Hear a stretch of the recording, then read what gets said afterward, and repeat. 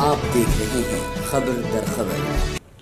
नमस्कार, मैं तुलिका पांडे। स्वागत है आपका हमारे खास प्रोग्राम खबर दर खबर में। आज के हमारे प्रोग्राम में हम बात करेंगे न्यूज ब्रॉडकास्टिंग स्टैंडर्ड अथॉरिटी की, जिसने भारतीय टीवी चैनलों पर नोटिसों की बौछार की है। कई न्यूज चैनलों को माफी मांगनी होगी। जानेंगे क्या है पूरा मामला, लेकिन उससे पहले एक नजर हेडलाइंस पर। बिहार के सीएम नीतीश कुमार से क्या वाकई इस बार मतदाता कुछ नाराज नजर आ रहे हैं?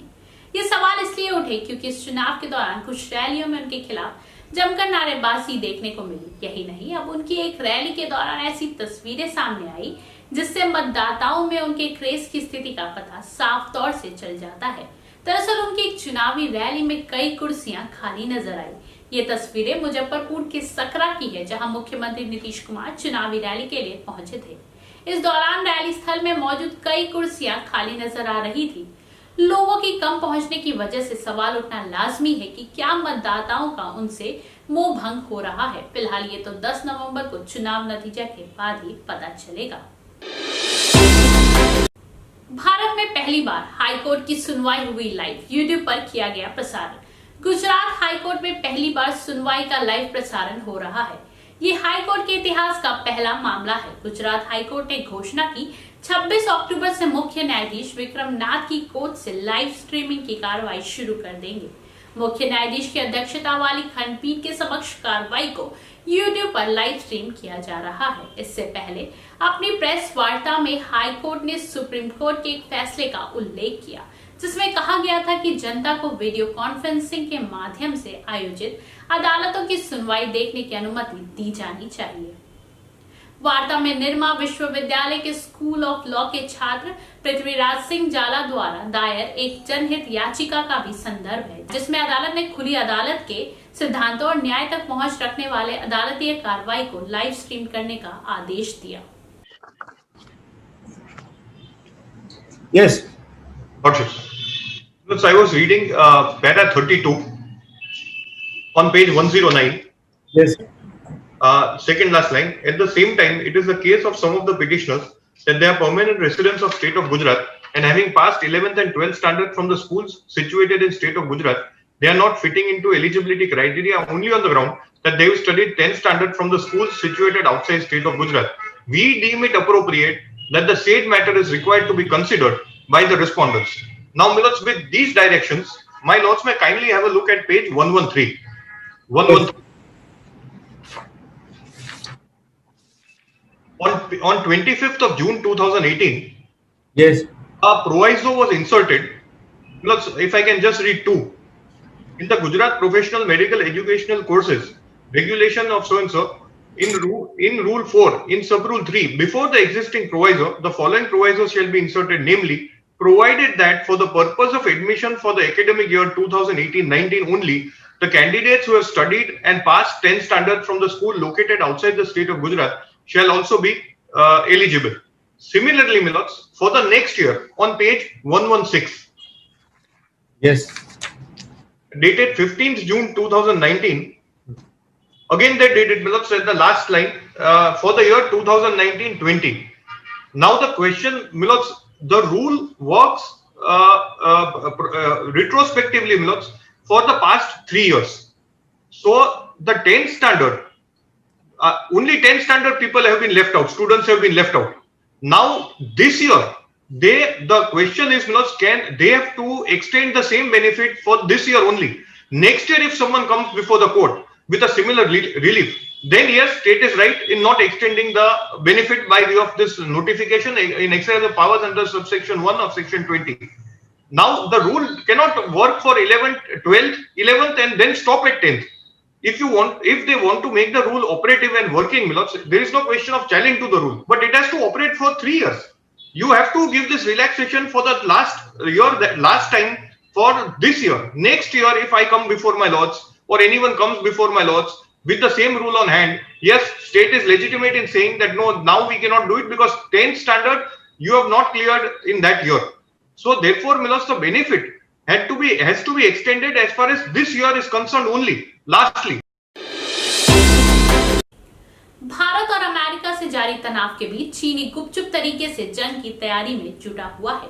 चीनी सेना ने हाल ही में भारत के पश्चिम में स्थित अदन की खाड़ी में लाइव फायर ड्रिल की है। इस दौरान चीनी जंग जहाज मिसाइलों को निशाना बनाते हुए नवेलगन के गोले दागते दिखे। चीनी सरकार के मुख्य पत्र ग्लोबल टाइम्स ने इस ड्रिल का वीडियो जारी किया है। दिल्ली की एक अदालत ने झारखंड में 1999 में कोयला कांड से जुड़े एक मामले में पूर्व केंद्रीय मंत्री दिलीप राय को सोमवार को 3 साल कैद की सजा सुनाई। दिलीप राय तत्कालीन अटल बिहारी वाजपेयी सरकार में कोयला राज्य मंत्री थे। अदालत ने कहा कि सफेद पोश लोग द्वारा किए जाने वाले अपराध साधारण लोग द्वारा किए जाने वाले अपराधों से अधिक खतरनाक है, क्योंकि इससे जनता के मनोबल पर असर पड़ता है। विशेष न्यायाधीश भरत परासर ने कोयला मंत्रालय के तत्कालीन वरिष्ठ अधिकारी प्रदीप कुमार बैनर्जी और नित्यानंद गौतम तथा CTL के निर्देशक महेंद्र कुमार अग्रवाल को भी 3-3 साल की सजा सुनाई। बैनर्जी और गौतम अब 80 साल के तथा अग्रवाल 75 साल के हो चुके हैं।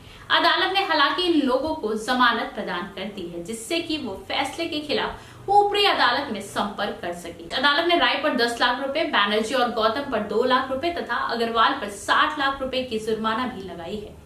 इनसे दोषी पाए गए CTL पर 60 लाख रुपए और CML पर 10 लाख रुपए का जुर्माना लगाया गया।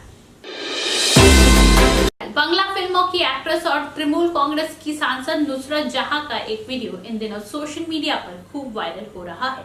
इस वीडियो में नुसरत जहां दुर्गा पूजा के पंडाल में डांस करती और डाक बजाती नजर आ रही हैं। इस वीडियो में नुसरत लाल और सफेद रंग की साड़ी पहनकर ट्रेडिशनल डांस करती नजर आ रही हैं।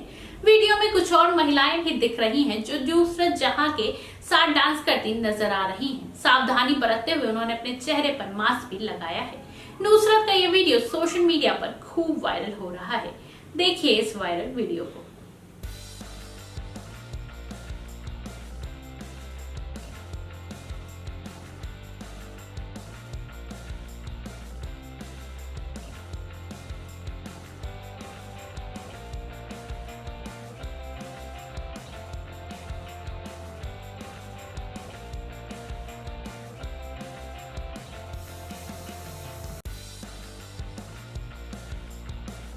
अब बात करेंगे NBSA की। NBSA ने कई टीवी न्यूज चैनलों को उनकी गलतियों के लिए सार्वजनिक रूप से माफी मांगने के निर्देश दिए हैं।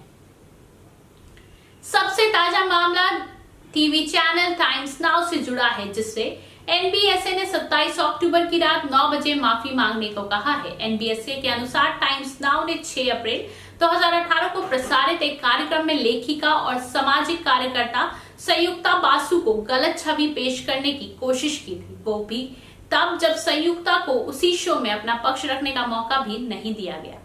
NBSA ने अपने नोटिस में संयुक्ता की शिकायत के हवाला में लिखा कि उन्हें टाइम्स नाउ ने अपने एक कार्यक्रम में हिंदू विरोधी, भारतीय फौज विरोधी और राहुल गांधी की ट्रोल आर्मी का सदस्य कहा है। संयुक्ता की दलील थी कि उन्हें इन गंभीर आरोपों के जवाब में बोलने का मौका मिलना चाहिए था, पर उन्हें इनकी कोई सूचना नहीं दी गई और उनके खिलाफ एक तरफा ढंग से दोष फैलाने की कोशिश की गई। इस मामले में अब NBSA ने टाइम्स नाउ से माफी मांगने को कहा है। संस्था ने लिखा कि टाइम्स नाउ 27 अक्टूबर को रात 9 बजे अपनी टीवी स्क्रीन पर स्पष्ट शब्दों में लिखकर संयुक्ता बासु से माफी मांगेगी। उन्होंने अपनी रिपोर्टिंग के निष्पक्षता का पालन नहीं किया। संस्था ने यह भी कहा कि YouTube और सोशल मीडिया के अन्य किसी माध्यम पे अगर वो पुराना शो अब भी उपलब्ध है तो टीवी चैनल उन्हें भी वहां से अगले 7 दिनों में डिलीट करेगी। NBSA एक स्वतंत्र इकाई है जिसका गठन NBA ने प्रसारणकर्ताओं के बारे में शिकायतों पर विचार करने और निर्णय लेने के लिए किया था। NBSA ने पाया है कि टाइम्स नाउ ने इस मामले में स्वयं नियम का पालन नहीं किया। NBSA द्वारा नोटिस जारी किए जाने के बाद संयुक्ता बासु ने एक बयान जारी किया है।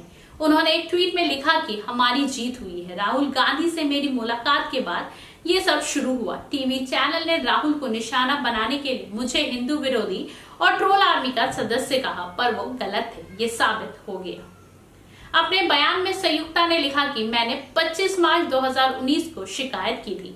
NBSA अब तक उस शिकायत को लेकर बैठा हुआ था। 23 अक्टूबर 2020 को मैंने सुप्रीम कोर्ट का दरवाजा खटखटाया और महज 24 घंटे में NBSA ने ये नोटिस जारी कर दिया। फैसला बहुत देर से आया पर हमारे पक्ष में आया। वहीं सुशांत सिंह के मामले में कई चैनलों को नोटिस भेजा है एनबीएसए ने। इससे पहले शुक्रवार को एनबीएसए ने अपने सदस्य चैनल आज तक, जी न्यूज 24, एबीपी न्यूज और इंडिया टीवी को सुशांत सिंह राजपूत की मौत के मामले में सनसनीखेज, दोषपूर्ण और संवेदनशील रिपोर्टिंग करने के लिए नोटिस दिया था। एनबीएसए ने आज तक चैनल को 3 अलग अलग मामलों में दोषी पाया है। संस्था ने अभिनेता सुशांत सिंह राजपूत का शव टीवी पर दिखाने के लिए, सुशांत सिंह का गलत ट्विटर टीवी पर प्रसारित करने के लिए, सुशांत के परिवार की निजता का ध्यान न रखते हुए कुछ दर्दनाक दृश्य टीवी पर चलाने के लिए आज तक चैनल से 3 बार 27 अक्टूबर, 29 अक्टूबर और 30 अक्टूबर को सार्वजनिक रूप से माफी मांगने को निर्देश दिया है।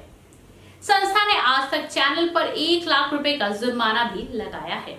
स्थानीय मीडिया में प्रकाशित खबरों के अनुसार एनबीएसए के चेयरमैन जज रिटायर ए.के. सिकरी ने चैनलों के खिलाफ दर्ज हुई शिकायतों पर शिकायतकर्ताओं और चैनलों के प्रतिनिधियों के साथ 24 सितंबर को एक ऑनलाइन बैठक की थी।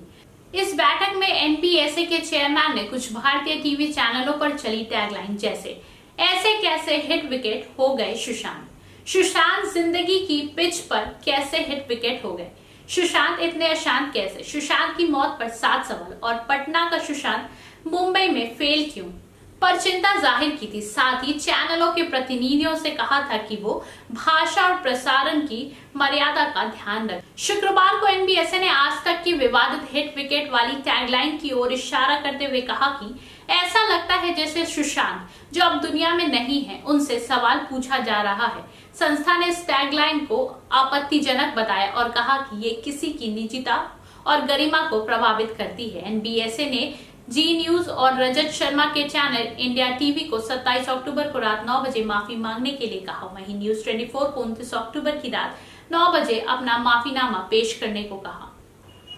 इसके अलावा एबीपी न्यूज के जिस कंटेंट को आपत्तिजनक पाया गया है उसमें एनबीएसए ने सोशल मीडिया और यूट्यूब से हटाने का निर्देश दिया है।